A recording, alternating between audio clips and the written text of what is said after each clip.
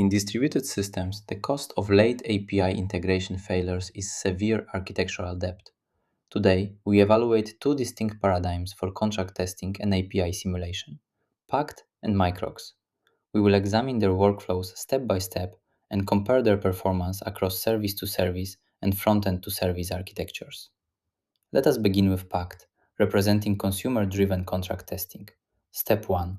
The consumer codebase executes specialized Pact consumer tests.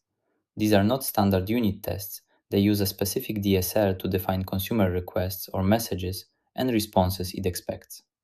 Step 2. The Pact framework serializes these test expectations into a JSON. Step 3. This contract is published to a central Pact broker, creating a map of dependencies. Step 4. During the provider's CI pipeline, it pulls the relevant contracts from the broker. The provider checks those exact consumer requests against its own local instance to verify compliance, acting as a strict release gate. Contrast this with Microcks, which operates on a specification-first, provider-driven model. Step 1. The architectural team defines an API specification, such as OpenAPI, GraphQL, or Async API. Step 2. Microcks ingests this specification and instantly provisions live, dynamic mock endpoints. Step 3. Consumer teams bind their code to these mocks for parallel development. Step 4. The provider's CI pipeline uses the Microcks CLI to execute conformance tests, verifying the implementation matches design specification. For the provider, the backend, it sends a request to your real backend. If the backend returns a user ID as a string, but the specification requires an integer, Microcks fails the build. For the consumer, the frontend, there is no test to run. Instead, the developer is simply using a mock. If the architect changes the specification, the mock updates. If the frontend code was expecting an integer, but the mock suddenly starts sending a string, the frontend code will break during its normal development. The contract is enforced because the mock is the only thing the consumer can talk to. A key architectural question is how these tools handle evolution, adding or changing fields. In Pact, adding a field is generally seamless due to Poster's law. Providers can add data, and existing consumers simply ignore it. However, changing or deleting a field is high risk.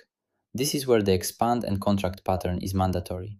Then CanIDeploy tool will block the contract phase if any active consumer still depends on that deleted field. In Microcks, the specification is the source of truth. To add or change a field, you update the specification first.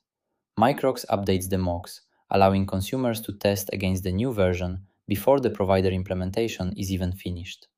In a service-to-service architecture, backend microservices are tightly linked. Here, Pact is exceptionally powerful. Because it maps exact consumer usage, you know precisely which backend service relies on which specific payload field. If a provider modifies a field that a downstream service depends on, Pact instantly fails the build. Microcks, in contrast, ensures both services are speaking the correct standard, but it lacks the granular, code-level visibility into whether service A actually utilizes a specific data provided by service B.